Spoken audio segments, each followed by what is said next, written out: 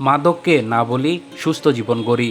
এই প্রতিপাদ্যকে সামনে রেখে কিশোরগঞ্জে পালিত হয়েছে মাদকদ্রব্যের অপব্যবহার ও অবৈধ পাচার বিরোধী আন্তর্জাতিক দিবস 2026। শুক্রবার সকাল 10টায় জেলা প্রশাসকের কার্যালয় প্রাঙ্গণ থেকে একটি বর্ণাঢ্য র্যালি বের হয়ে শহরের বিভিন্ন গুরুত্বপূর্ণ সড়ক প্রদক্ষিণ করে একই স্থানে এসে শেষ হয়। পরে জেলা প্রশাসকের সম্মেলন কক্ষে অনুষ্ঠিত হয় আলোচনা সভা ও পুরস্কার বিতরণী অনুষ্ঠানে প্রধান অতিথি হিসেবে উপস্থিত ছিলেন কিশোরগঞ্জের জেলা প্রশাসক সুহানা নাসরিন।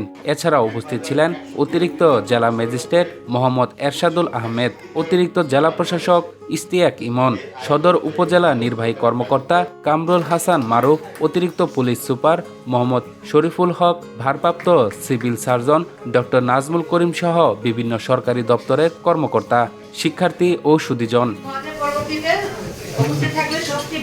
আলোচনা সভায় বক্তারা বলেন, মাদকের ভয়াবহতা থেকে তরুণ সমাজকে রক্ষা করতে পরিবার, শিক্ষা প্রতিষ্ঠান, আইন শৃঙ্খলা বাহিনী এবং সমাজের সকল শ্রেণী পেশার মানুষের সম্মিলিত উদ্যোগ প্রয়োজন। মাদক মুক্ত সমাজ গড়ে তুলতে সবাইকে সচেতন হওয়ার আহ্বান জানান তারা। অনুষ্ঠানের শেষে বিভিন্ন প্রতিযোগিতায় অংশগ্রহণকারী কৃতি শিক্ষার্থীদের মাঝে ক্রেস্ট ও পুরস্কার বিতরণ করা হয়।